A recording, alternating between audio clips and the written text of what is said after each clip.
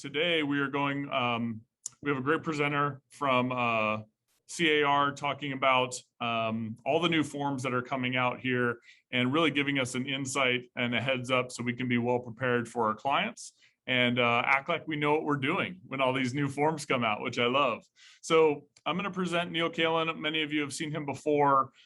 He has a gigantic bio, but I told him, I said, we only have an hour. So I'm just going to read off the first couple, but he's the Assistant General Counsel for California Association of Realtors, started working for SBAOR in 1987 and has done pretty much everything else since then. And with him today also is Amanda Bayun. She's going to talk a little bit about fair housing and marketing, what we can and can't say, and some changes in some language there to make sure we are on the up and up when we're filling out these forms and saying the right things. So without further ado, again, if you have any questions, please put them in the chat. But Neil, I'll give the floor to you, and thank you so much for being here.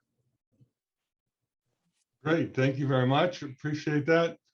Great introduction. I like that. Nice, short, sweet, perfect. Now I'm going to try to share my screen, and hopefully I will do that correctly. Give me a second here.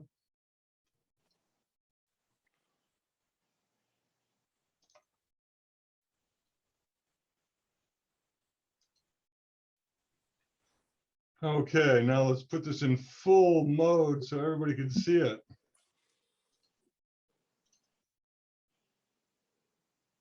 That looks Great, good. good? Yeah, it looks good. Thank you. Excellent, excellent. Okay. So we already skipped ahead to the agenda. Great to be here. Thank you for the introduction. You already got me. You already got Amanda. Amanda's our senior counsel. She's just going to chime in anytime she wants to during my portion of the presentation. And I'm pretty much going to shut up during her part of the presentation. So let's go. Let's jump right into it. What do we got going here? We're going to talk a little bit about defensible space, the new law, the new form. Going to go into CAL FIRE's website and show you something that I just learned yesterday, that they've got a little separate section for Santa Barbara. I want to make sure everybody's aware of that. Just go over a couple of the new and revised forms that we did in June, and just kind of a big, huge overview of the December 2021 release of the new RPA, and then Amanda's going to take over. So let's go. Okay, defensible space law. What is this all about? Pretty easy stuff. Well, there's a legal requirement addressing defensible space found in the California Civil Code, section 1102.19. That's the same general section 1102 where you find the TDS law, right? So what does that mean? It means there's going to be a form, there's going to be a disclosure, there's going to be a right of cancellation or termination or rescission, whatever word you want to use. When did this state law come into effect? Well, as of July of this year, so pretty recent. Our reading of the law at SBAOR, we said, well, July 1st, it's really applicable to transactions that were closing on or after July 1st. So we made our form available starting in mid-May, hoping that we would catch most of the transactions that would close on or after July 1st. What does defensible space apply to? Well, residential 1 to 4 properties, if a TDS is required, that are located in a high or very high fire hazard severity zone. So since the beginning of the year, you're probably seeing the form that dealt with fire hardening or home hardening issues. And for those issues, those are only for pre-2010 properties. Notice there is no requirement about when the property was built for the defensible space, right? It's just TDS required, residential 1 to 4, and in one of those 2 zones, high or very high fire zone. What's the point of a defensible space law? Well, it's creating a buffer around a property, right? And you can see what that's there. The purpose, why slow the spread? I mean, I don't know. It doesn't seem like anything is able to slow the spread of wildfires these last few years. but at least that's the point, and maybe it can protect somebody's structure as well. You've got 100 feet of space. It's divided into 2 zones, up to 30 feet, and then up to 100 feet. And there's really kind of a subzone, which is up to 10 feet as well when you read the materials. That's what defensible space is about. It's about the area surrounding the structure, different from home hardening. Home hardening concerns whether the structure itself has any kind of improvements to it that would protect the structure itself from fire. So I got this slide off CAL FIRE's website. I clipped this off of CAL FIRE's website. You know, it shows you've got these zone 1, the 30 feet, zone 2, the 100 feet, right? I know people all the time say, well, you know, what if my neighboring property is 20 feet away? Well, you can only be responsible for your property. You can't be responsible for somebody else's property.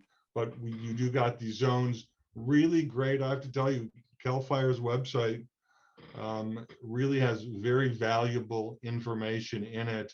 And so you could just see, you know, right here that you can get some really good stuff that you can share with your clients if they're not familiar with what they have to do with defensible space, removing leaves, you know, trimming trees, etc. Mowing the lawn within a certain amount of time and to a certain height as well. A lot of things. Okay, so what does the new law, the 1102 law, require sellers to do relating to defensible space? Okay, so there's 2 things. Okay, it requires documentation of compliance with either a state or a local defensible space law. Okay, or so you either document that the property is in compliance, or the buyer agrees to obtain documentation of compliance after the transfer of the property, right?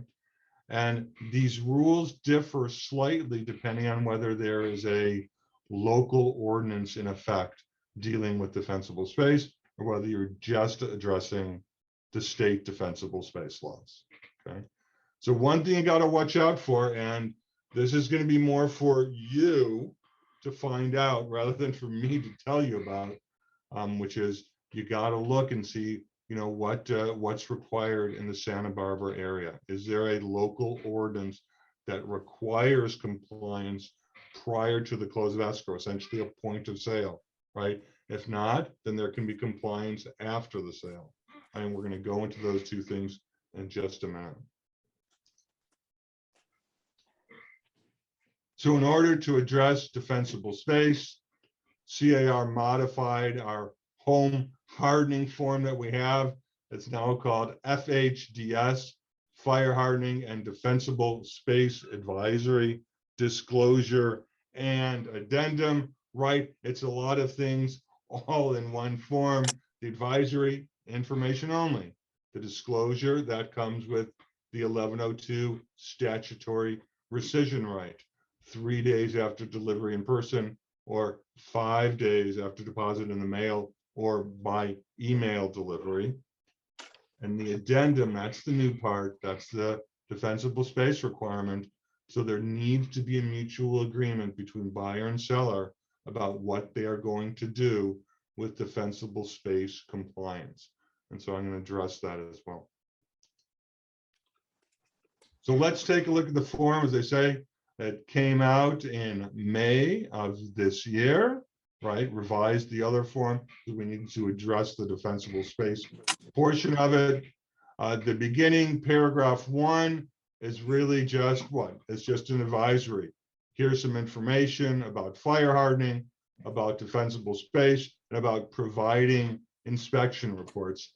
I kind of thought, I love talking a little bit about that third item there, that green box, item 1A3, that says you have to provide inspection reports if you have them. It's like, yeah, you already know you have to provide inspection reports if you have them.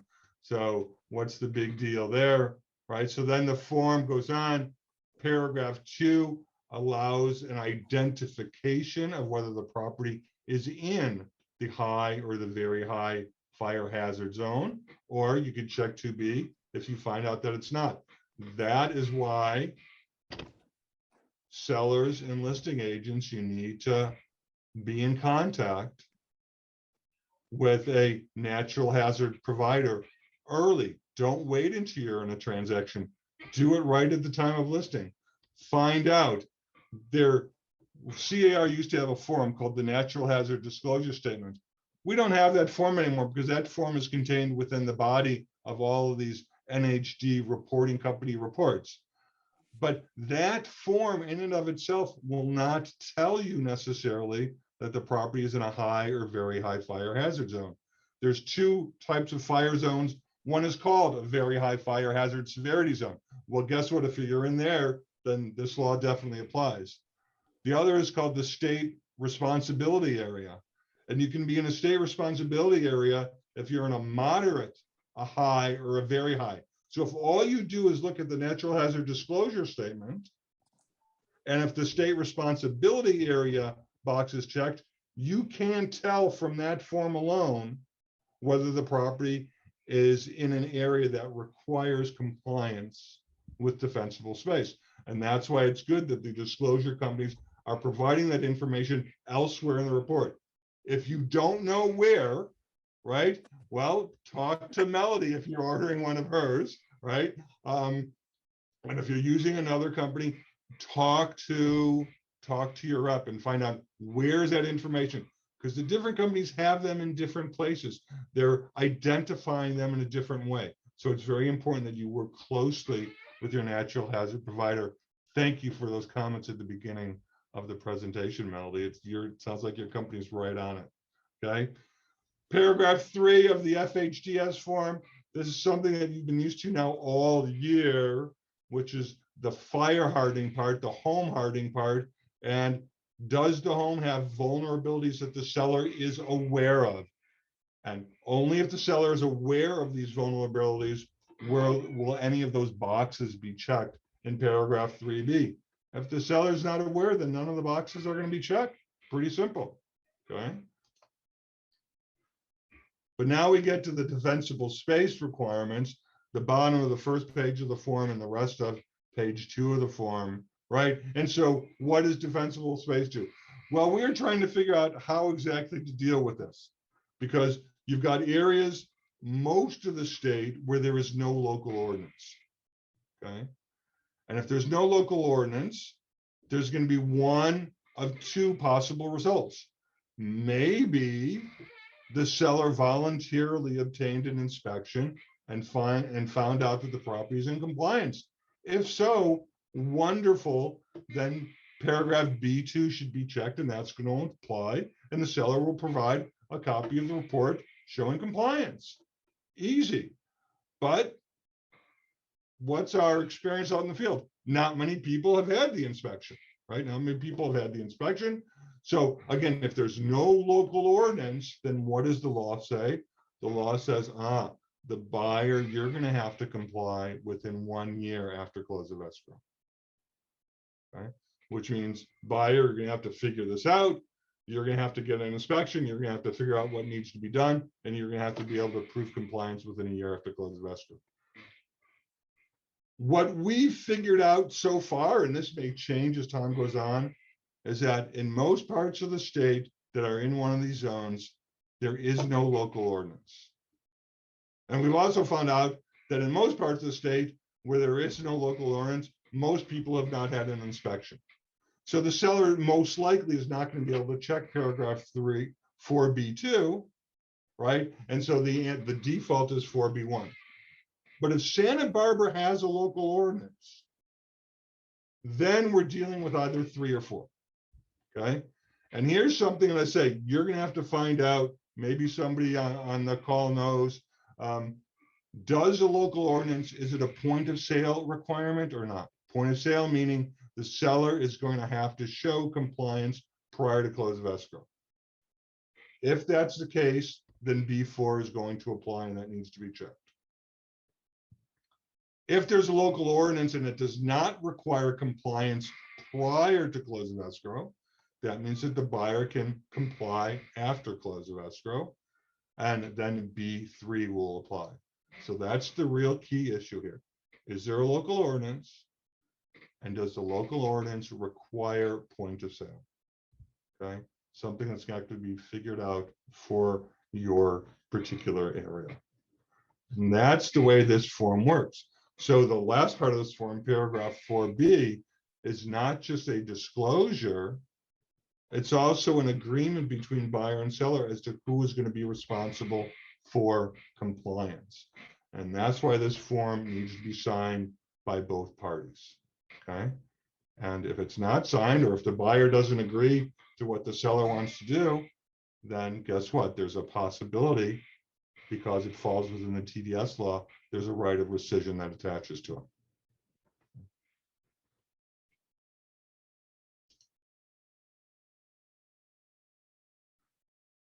All right, so I put up another shot from CAL FIRE's website, right? fire.ca.gov, D space for defensible space.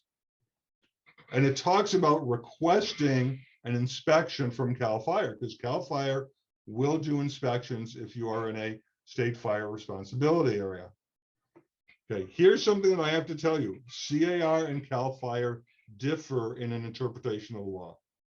CAR reads the law, and our interpretation is that an inspection is not required unless mandated by local ordinance. You look at CAL FIRE's website, and they seem to say that every sale requires an inspection. That is not CAR's reading of the law. You should be aware that we have a difference of opinion, and our Sacramento branch is trying to work that out with CAL FIRE. But regardless, is getting an inspection a good idea? Yeah, getting an inspection is a great idea. If you're a seller, you're selling your property. Whether you are going to put the property in compliance or not, it's kind of nice to let the buyer know what's going on with your property. And maybe you have to comply if the local ordinance requires it, but maybe not. But isn't that good, valuable information to have about the property? On this particular page, there's two spots you can go to find out if property is located within the required zone. The top part, it says not here. Why? Because that's the CAL FIRE site that you can figure out a property by address. But look where I have circled, okay? If you reside in Santa Barbara County, what does it say? Visit the Santa Barbara Defensible Space Site, all right? And I actually did. I visited that because I figured I'm talking to you guys today. I wanted to see what's going on here. Okay. It leads you ultimately to this page. You see where the red arrow is. You can click on that. You can verify the map location for a particular property. Okay. This screen is what you see if you go to the CAL FIRE site. This is what it looks like, right? You can see the red are very high fire zones. Sort of the pinkish are high, the yellow are moderate, okay? But if you go to the Santa Barbara site, you see a different map. And this is what pulls up, and you can type in an address and you can obviously zero in. But you see very high, moderate yellow. I don't see any yellow on this at all. And I've kind of had this blown up to basically all of Santa Barbara County.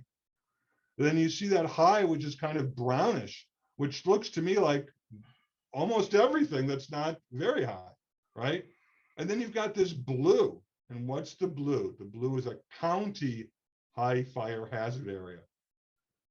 So I'm guessing basically no matter where you are in Santa Barbara, compliance is probably going to be required. What I do not know is whether it is a point of sale requirement or whether compliance can happen after the sale occurs, in which case probably going to be by contract to buyer responsibility, okay? But you need to be aware, two different places to go to, and the maps look different. We're dealing with Santa Barbara. I wanted to bring that to your attention. All right, enough of fire zones. Had a lot of fire no hats for me today, right? I'm not as good as Melody. My hat wearing days are long gone, right? Just use a lot of sunscreen on my head these days. That's it. All right, so what do we got here? Let's talk about a few of the new and revised forms that were just released in June. Complete change, right? We've got three. I wanted to briefly talk about the transfer of listing, the residential listing agreement, and the SBSA, statewide buyer and seller advisory. We'll start with the one that's new, and it's the transfer of a listing agreement. Okay, and so what is the transfer of listing agreement? Why did we create this? Because our members were telling us that there's this problem out in the field. And the problem is the salesperson leaves a company and continues to work on a listing. Whether the listing was sold or not sold, it doesn't matter. And we're finding that this is happening with, unfortunately, increasing frequency, but nobody is documenting what's going on. And that's the problem. When there's no documentation, when there's no official transfer, because remember, listings belong to a broker, not to a salesperson working through a broker. Okay. So who's the only one that could do a transfer? It has to be the broker. When an agent continues to work on a listing that was with broker one and now the agent that was broker two, you've got a lot of problems. A DRE potential violation. You have liability of the old broker and the new broker. You've got an issue of whether there is any E&O coverage for either the old broker or the new broker. And you also have just basically a potential lack of understanding by the principal as to who they're dealing with for a particular transaction. Solution, let's create a form to document that relationship. That's the transfer of listing form. That's the transfer of listing form. It goes through a variety of things, right? First, look at that paragraph one. This is a transfer, right? This is the transfer between the principal and the broker, and they agree to the transfer from the old broker to the new broker.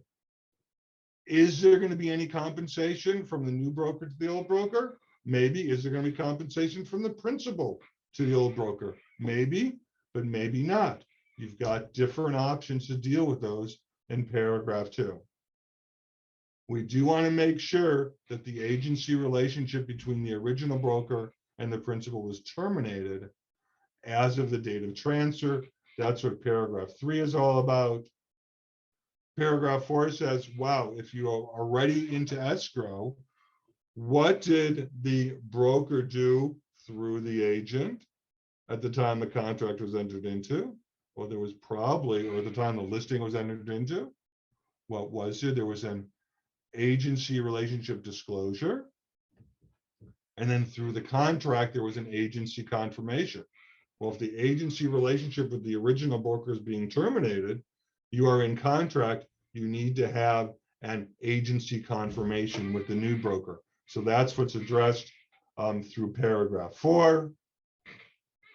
Paragraph 5 deals with MLS. Paragraph 6 deals with trust funds, not usually an issue for most sales. Paragraph 7, we talk about who the agent is. But the agent is not a party to this document. It's broker 1, original broker, the new broker, broker 2, and the seller. Okay. Those are the parties who are involved. Okay. Or the agent is relevant, but they're not a party. The agent has responsibilities such as turning over records. Okay. And that you see in paragraph 7, paragraph 8, dealing with transaction files. Finally, you get down to the signature, and it's confirming what I was saying, which is the principal has to agree to this, transfer of the listing. You have the original broker and the new broker. They're the signatories, they're the signers. There is a place for the agent to sign, but that is merely an acknowledgement. It does not make the agent a party to the agreement. All right, what was done to the residential listing agreement? Everybody's favorite, widely used form. Well, a couple of key changes were made to the residential listing agreement. So I'm just going straight to those changes. Paragraph 10, paragraph 10C deals with these buyer supplemental offer letters, right? A lot of people call them buyer love letters, all sorts of different names for these letters. And in today's environment, they could be called buyer potentially problematic letters, right? And so late last year, CAR created a new form, the Fair Housing and Discrimination Advisory. It was attached to many documents, including the purchase agreement and a listing agreement. So now the listing agreement specifically makes reference to it. It bolsters the information in that FHDA form. It says, listen, you've got these letters, but it's not just letters. It's pictures. We hear about people sending videos now. All of that stuff is under the penumbra of a buyer letter. Are buyer letters inherently illegal? No. But it is so easy to cross the line by making reference to somebody, having a picture of somebody that could implicate or could bring to somebody's attention a person or an issue that is protected under California law. And if the seller's decision was made based upon that, that is problematic. And that's why these letters have a risk associated with them. Okay.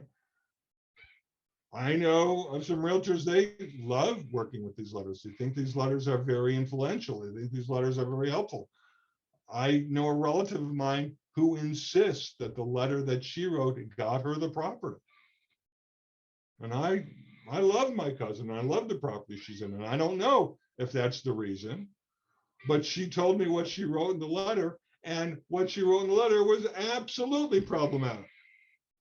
Okay. Now, that may have had no influence on the seller. I have no idea. Okay.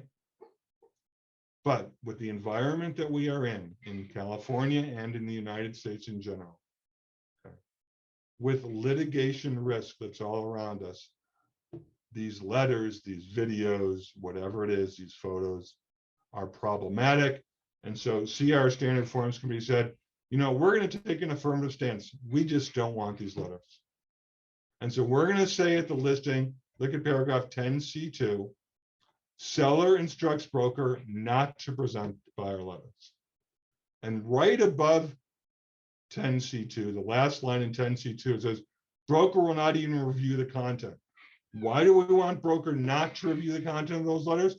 Because we don't want that to influence the broker's decision and the broker's working with their seller client. If a seller, it's ultimately, this is the seller's decision. We default to saying, don't present these letters. If the seller really wants to, there is the option there, 10C2B. It has to be checked. There's warning language there about the danger of doing so, about getting advice from counsel if you're going to do so, to make sure you are not relying on improper information. But CAR did not feel that we have the authority to tell a seller you cannot do something. We're trying to lead the seller in what we believe is the right direction. And that's why we default to the position in 10C2A about not presenting these letters. All right, other quick reminder, what else was done to the listing agreement? Also in paragraph 10, but looking at paragraph E, it's where the seller authorizes the broker, okay, to order reports and dealing with service providers. Well, look what's on there. It's in the green box in E. What do we say? Seller agrees to order, and then when required to pay for, a natural hazard disclosure report. Notice it's not even an option. All those items in the yellow box, they're all optional things that maybe you order at the time of listing. We're saying because of fire hardening, because of defensible space, it used to be before this year that it was only important for the buyer to receive the natural hazard form, the natural hazard report. But now, because the seller has to make disclosures, it's critical that the seller receives this report so the seller can properly fill out the FHDS form and the seller can make proper decisions. So when's the time to do that? Don't wait until your escrow. In your escrow, our forms committee said, we want this done right away, a default to authorizing that report to be obtained at the time of the listing. It's no longer just buyer information. It's critical for the seller to have that information too. Okay. That's the other change there. Finally, one more change. There's so much going on throughout California, throughout the nation, actually, about coming soon. Is it proper? Is it not proper? How does it work? Does it affect days on market? Does it not affect days on market? The fact of the matter is there's no consistency statewide. And so the advice we just said is, okay, if there's a coming soon issue, seller, you need to discuss that with your broker and figure it out. We cannot set some kind of policy statewide, given the wide range of what's going on with different MLSs, with different brokerages concerning coming soon. And that takes us to the statewide buyer and seller advisory. Really quick, what did we do here?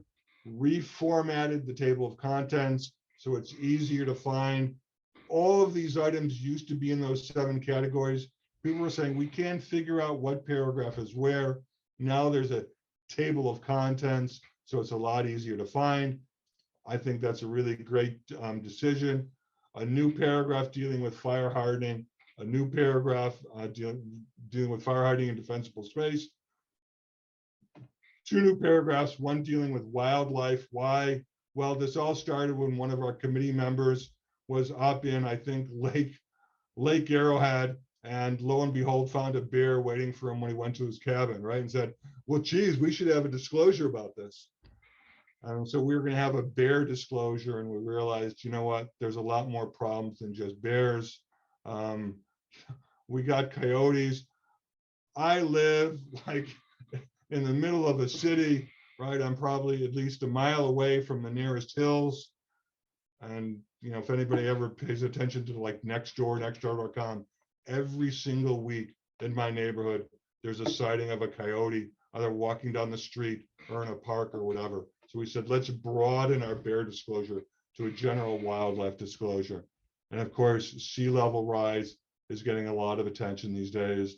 If you look at some of the figures, you can see, you know, what's going to happen to properties, you know, along the coast, which is certainly a lot of your area, you know, and maybe you don't care about 5 years from now. You don't think it's so bad if your basement floods, but, you know, 25 years from now, when the entire first floor is underwater, you might think twice. So we decided we would address that issue as well. If you want to find out information about all the new and revised forms, here they are. You know, the new one, the transfer of listing. We talked about the fire hardening. There's 11 new forms. If you're really quick read, you're going to see there's only 9 bullet points there. That's because we have 3 listing agreements. So the 9 bullet points, but 2 extras for the 2 extra listing agreements. And you know what? Guess what? We got rid of all those PED forms in the middle of June. If you want information, just like a quick summary, we have a quick summary. Every time we release forms, we come out with this quick summary. Here it is. And there's the link to it. And I suppose we'll talk later, Casey. We could send you a copy of the presentation if you'd like to share that with your members. Finally, the residential purchase agreement. Then I'm going to turn it over to Amanda. I'm going to give her some time. What do you want to know about the residential purchase agreement? Well, it's coming out in December this year. Classes just started yesterday, right? We're in August. Classes have already started for CAR classes to prepare members about this change.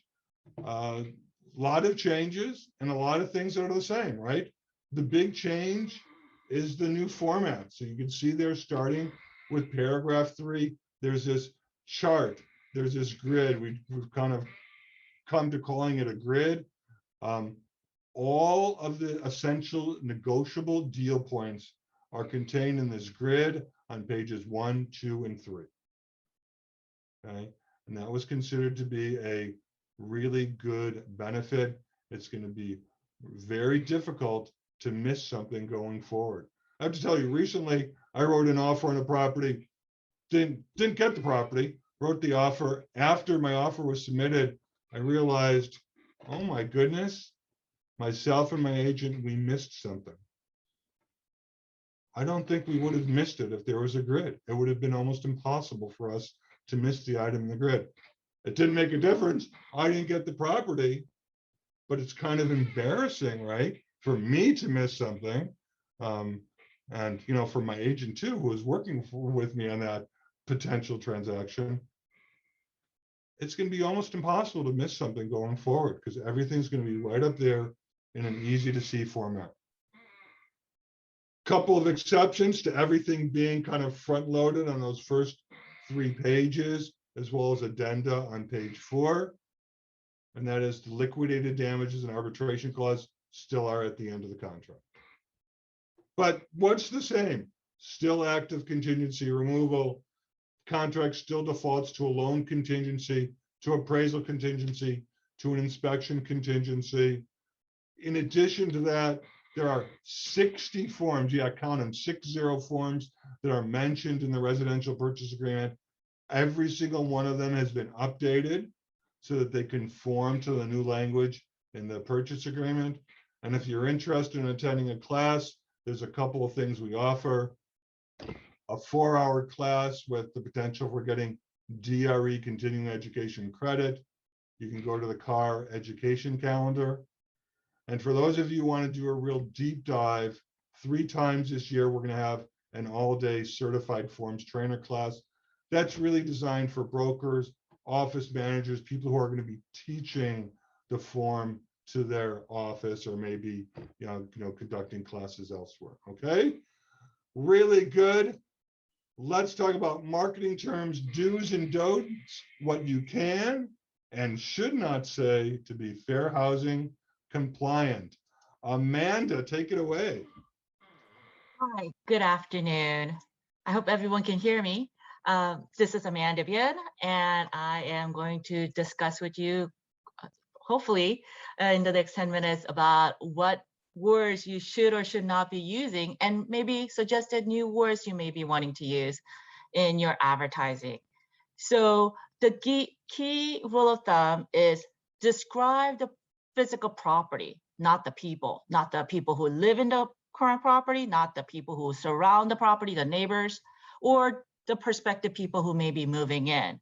So again, describe the property, not the people.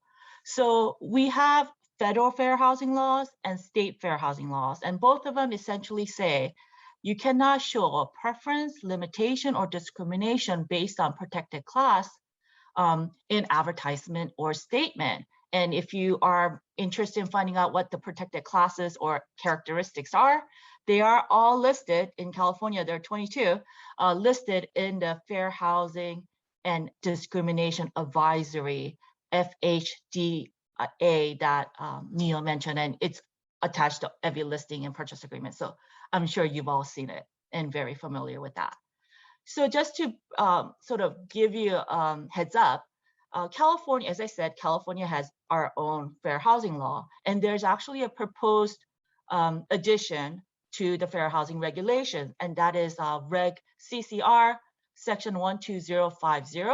And what they're proposing to say is a notice, statement, or advertisement is discriminatory under 12050, which is basically what I just mentioned above, if it would suggest such a preference to an ordinary reader or listener. So that's the standard California wants to use. Is that what is implied to an ordinary reader or listener? And I'll give you some examples of that later. What we also suggest is even if some words or phrases are not per se considered prohibited or discriminatory, it's always a good idea to use more inclusive language when possible. And I'll give you some examples of that coming up as well. And also please remember, actions, not just words, count. you should not avoid working with certain people of certain backgrounds, with certain protected characteristics, because you're afraid you will make a mistake. That itself is discriminatory, not in a statement, but in action. So again, it's not just the words, but also actions that matter. Next slide, please. So these are some of the words and phrases you probably are familiar with. Everyone should probably be already familiar with things you should not be saying. So what are the prohibited references to religion, race, color, national origin? And that applies to either the resident or the neighborhood. So some examples of that are on the right side of the screen. I'll let you just read that, peruse that on your own. I do want to bring your attention to the last two, however. Criminal record, that is a specific addition to California law that happened in 2020. So you cannot advertise, if, for instance, if you're doing advertising for a rental, you cannot say no felons or felony convictions. You cannot make references to that. That is explicitly prohibited. And this is a new one, source of income. So many of you may have also heard that you cannot advertise no Section 8 or no vouchers. But with the proposed regulation I just mentioned, the Fair Housing Council have given additional examples of what they see as problematic and should be prohibited. Professionals only, employed only. And obviously these would come more into play for rental listings, but they feel that if an ordinary person were to read that in an advertising, they would say, oh, they're asking for professional onlys to apply or employed only to apply. So I have Section 8 voucher, therefore they don't want my kind, and take that as an indication of preference that people with Section 8 do not apply. So DFH Housing Council has specifically called out the last two examples as being the type that an ordinary reader would read to see there's a preferential limitation. Next slide, please. Amanda, before we go, Yeah. I just want to point out something to Yeah. remind everybody here. Mhm. The third from the bottom, the age or familial status, notice that it says there, unless exempt senior housing, right? Because one of the examples there is mature residents only, but if you are living in the property being sold as an exempt senior housing, you can make some reference to that, correct? Yes, thank you so much. Yes, so senior communities definitely are allowed to say mature or 55 and over. And they do have rules against having kids in the residence, but again, that's the only where that exception would apply. So I'm just going to let you review this on your own, and I think we're going to make the slides available to all the attendees. So I'm not going to go through everything, but these are permissible phrases and the kind of examples where you would use these kind of phrases. Just for your entertainment, I guess. If you look at the last one under description of property, someone showed me a list of prohibited words that included black granite countertop. And apparently someone put that on a prohibited list because it used the word black. Well, the black is referencing the granite countertop, the color of the granite top, not the color of the people who live in the residence, not the people in the community or prospective buyers. So just because you mention a color in reference to the physical property, it doesn't make it illegal or prohibited. It's okay, you can say white picket fence, you can say black granite countertop. What you can't say is black neighborhood, or white neighborhood. And that was on the previous slide, as not to say.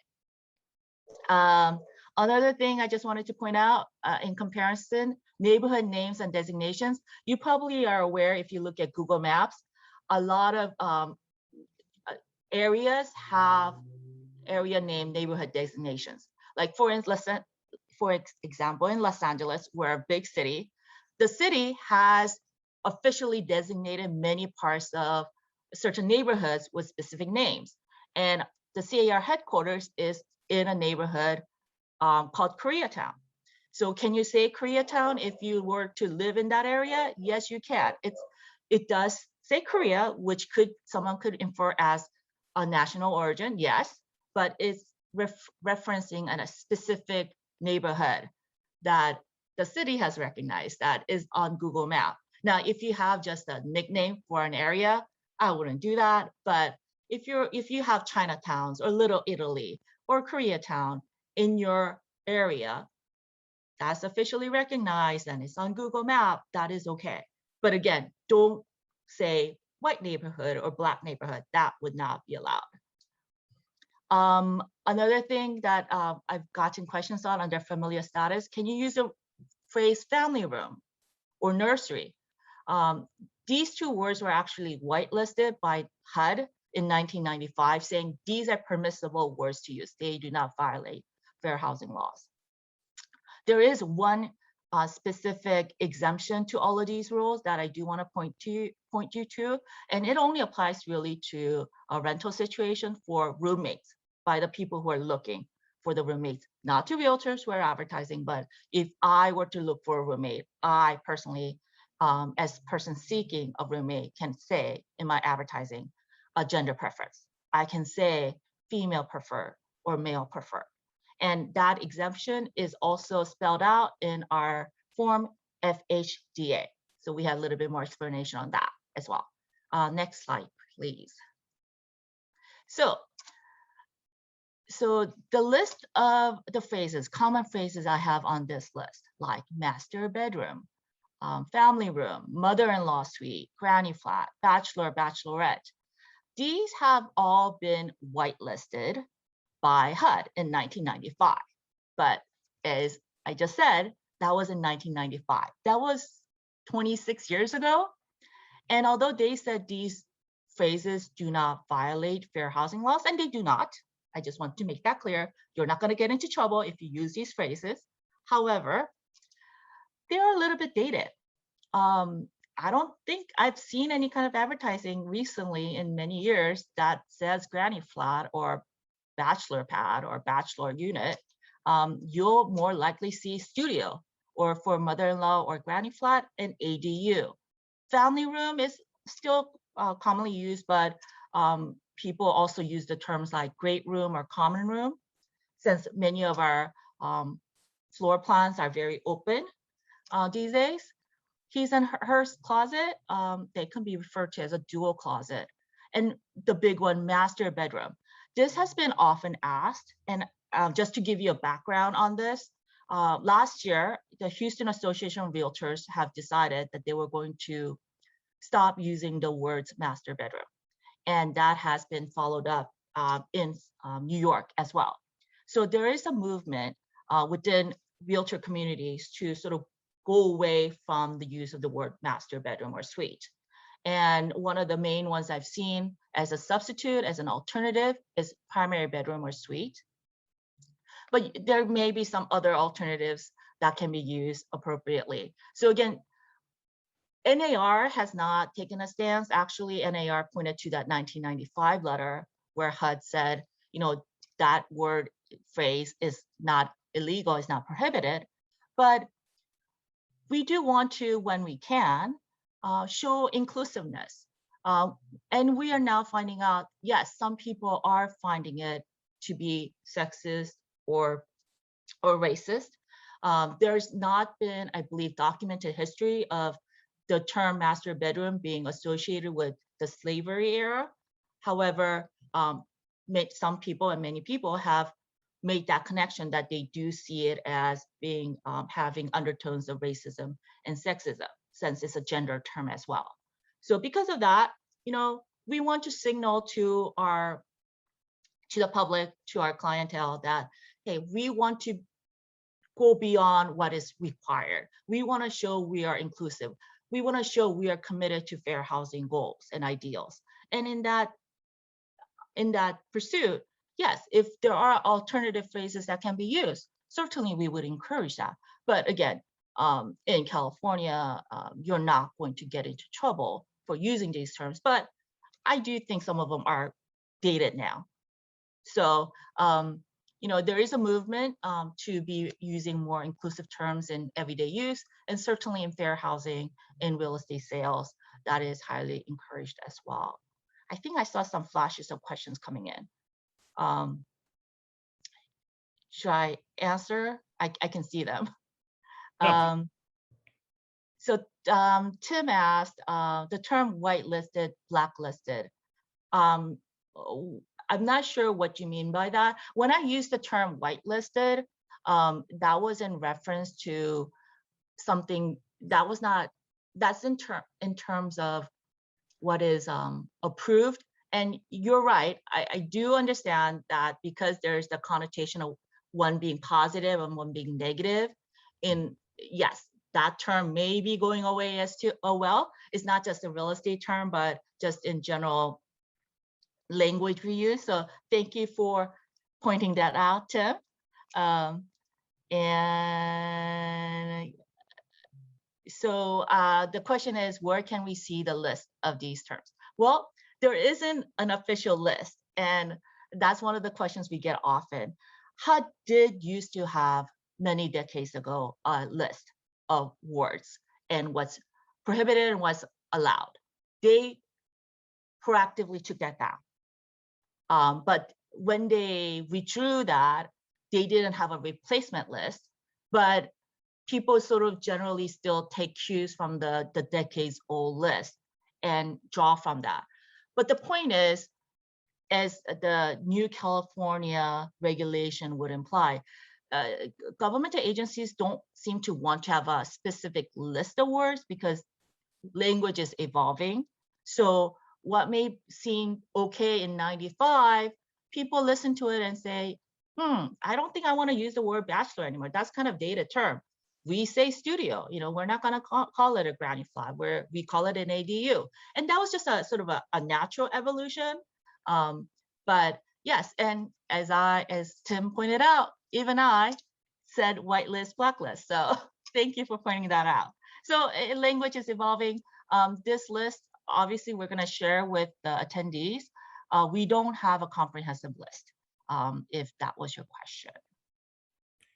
That's great, Amanda. Thank you so much. I appreciate that. And I love the alternative phrases. I think, like you said, so much language has changed and so much of the world has changed. So just be thinking out there, guys, of any alternative phrases that you can use to help kind of be more inclusive of everybody. We've got two quick questions in the chat. Again, CAL FIRE is putting on classes for agents that have stated that the inspection is required in a very high fire zone. So thank you, Kathy, for that information. And I'm sure the website's there. Neil pointed out and gave links to as well. We'll provide the information there for those classes if you want to take those. And then Randy had a question for you, Neil, if you can read that one on the side there. Just talking about the referencing in the purchase contract, if you could just touch on that real quick, and then we'll be all set. Yeah, absolutely. First, I'm going to go to Kathy's comment, and I want to reiterate that we've read the law and we don't see that as a requirement. And so anyone who goes to those CAL FIRE classes, if you want to forward to me any kind of legal authority that CAL FIRE is mentioning for their position, it would be very helpful for us at CAR to be aware of that. Again, we take a different position of our reading of the law than apparently they are taking. So that's one. Okay, so Randy, I'm glad you've read through the entire purchase agreement and you've paid attention to every single time there's been a cross-reference of paragraphs. It's nice to know that somebody is paying such close attention, 4 months before the form is even due to come out. And the fact of the matter is, there are trade-offs in everything that you do, right? And our forms committee said it was valuable to have all of the negotiable contract terms to be placed up front in the contract. The only way to do that would be to have the substantive language for most of those clauses at a later point in time in the contract. So we could have just had the negotiable term at the beginning in those first 3 pages and not made any reference, in which case everybody would have to go searching through the entire 16-page contract to find the clause that was relevant to what they were concerned about. It was, in our view, a much better decision that if you have a shortened version, basically it says, here's the time frame for a contingency, that you reference where the substantive language for that contingency is found or that disclosure is found. So in our view, it makes the form easier to use rather than more difficult. Anytime you want to find something, it's there. Secondarily, CAR is working with zip form to try to have the form be even smarter than it is now. And we are hoping to have zip form have an ability to either hyperlink back and forth between the clauses, or when you hover over a reference, you have the ability to see the reference right there at the same time. Do I know for sure exactly what zip form is going to be able to do? No, we don't know for sure, but we're working on them to make the form even easier to use. Perfect. Thank you so much, Neil. I appreciate the explanation there. So again, Kathy was saying they're citing 1102.19. So, well, okay, I've looked at 1102.19, not just me, but attorneys at Sierra who are a lot smarter than me, and we don't read it that same way. Yeah, perfect. All right, guys. Well, let's get to, before it's 1 o'clock. I appreciate it. And again, thank you guys for all of your interaction, being involved here. And let's do a quick raffle spin before we go. Amanda, thank you so much for your insight. Neil, as always, amazing insight on the contracts. I hope everybody now can service their clients with all of these new forms. And I definitely highly suggest to kind of get in one of those CAR classes so we can kind of, learn more about how those forms are filled out. So